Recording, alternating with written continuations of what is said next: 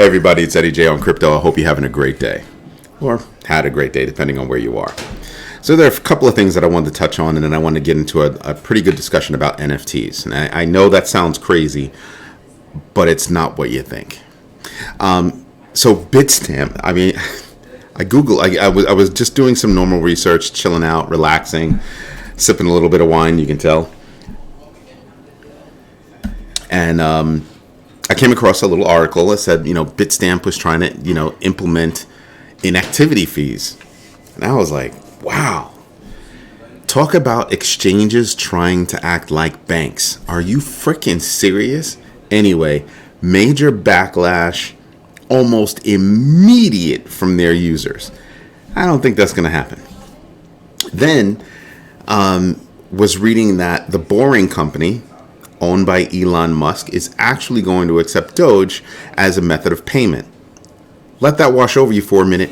Go run and take a look at the prices that you see right now for DOGE. Little tiny itty bit of a bump, but nothing significant.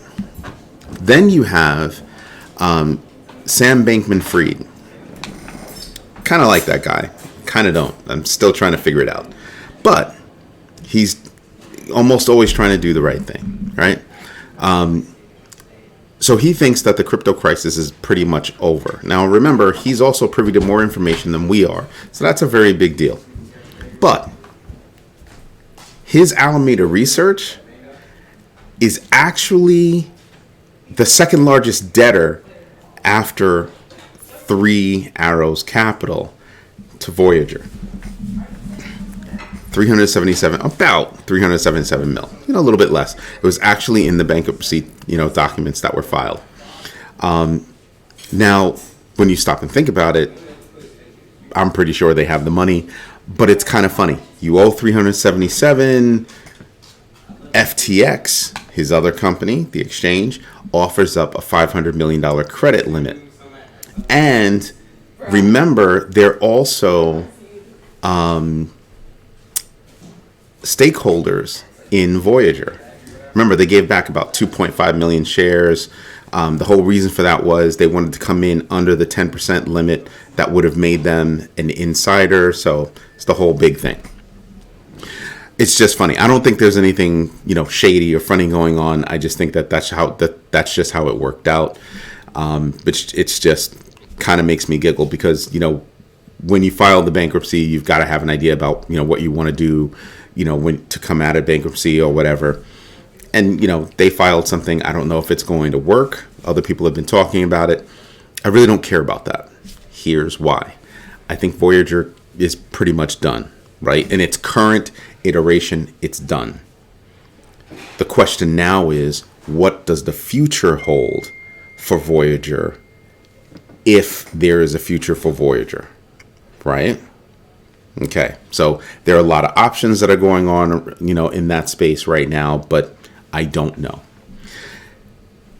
Something else I came across is the Ethereum merge is one step closer to becoming a reality this year.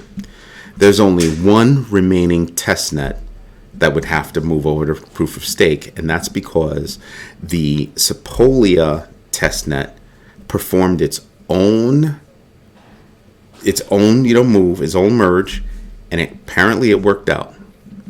That means there's only one more left. And when that one does it, now you're ready for the real deal merge on the mainnet.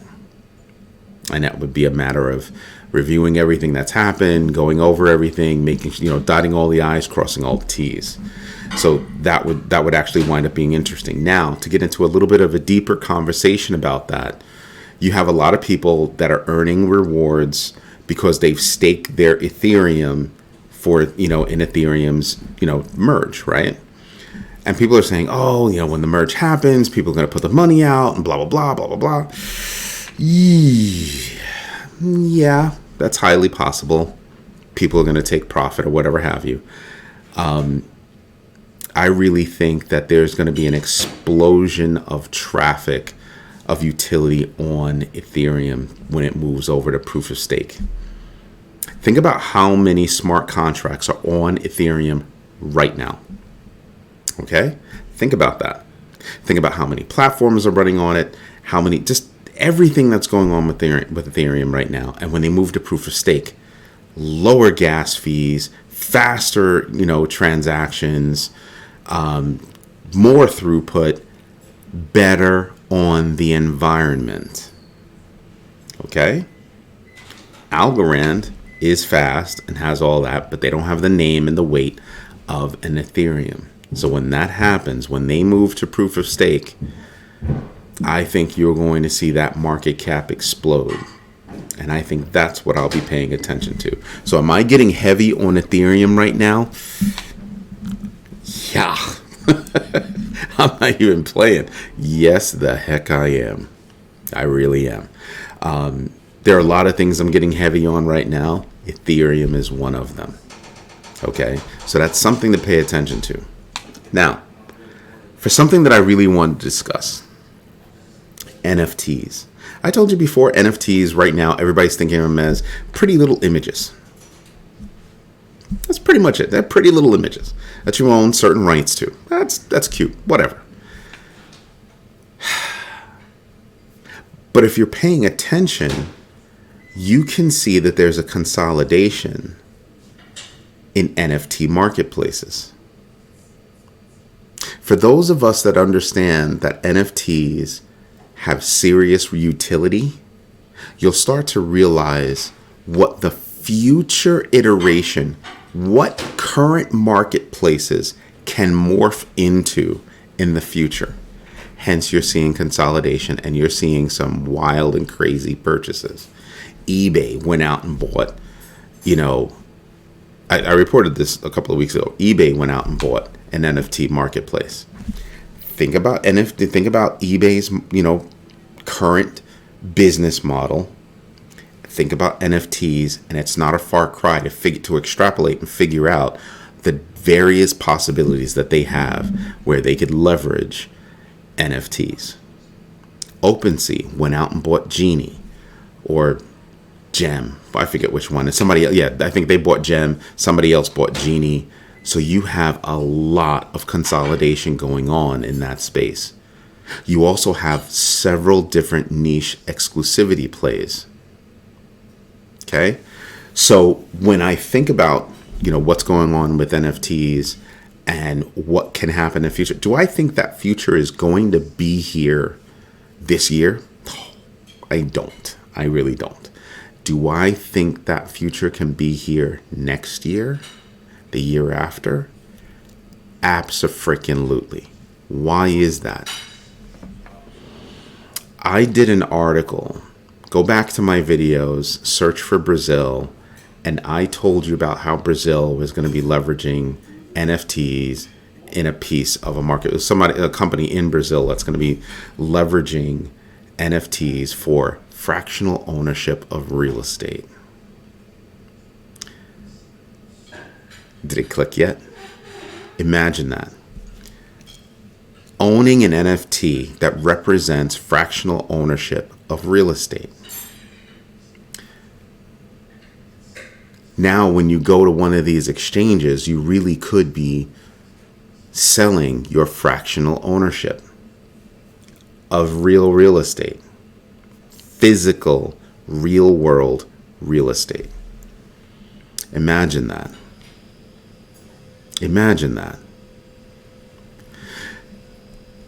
You have Colombia that's integrating XRP Ledger into their, land registration system. And I sit there and I just go, the time is coming incredibly quickly where additional utility is going to be realized in the space of NFTs. So if you have the right services in your marketplace and you've got a strong marketplace, you could attract that kind of business. Now you know why exchanges, we see you Coinbase, going out there and introducing NFT marketplaces. They know that cute little pictures was just an entree. That's all it was. It was just an entrance to the idea of NFTs. When you couple the idea of digital assets being, guaranteed ownership of real world assets and how far that can go, that's going to be amazing. It will absolutely be amazing. So I might be writing off NFTs in their current state right now, but I am not writing off NFTs in what I think is going to be the very near future. The groundwork is already there. It's already there. So let's take it a step beyond. Imagine a real estate trust and a real estate investment trust and what they would be able to do with NFTs and other blockchain technology. The idea gets crazy. I was reading an article tonight and I was discussing it with a couple of friends of mine. Hello, Jamie. She's with Diamond Media Solutions, by the way. She's freaking awesome. And so is Deirdre. She's going to kill me. It's Deidre. Sorry, it's Deidre. She's going to kill me because I totally messed up her name. It's Deidre. I know her maiden name. I forgot her married name. Deidre, I owe you a drink. You and your husband. But I was discussing with them how Corvette was selling an NFT and it came with comes with a custom Corvette, and it fell flat on its face. All this time, no bids for a custom Corvette. Jamie hit it perfectly. Jamie said that the reason why it landed flat on its face was because they were trying to link people, car people, gearheads, with NFTs. Totally different mindset. You're not real. They're not going to know about this. Gearheads are not going to know about this.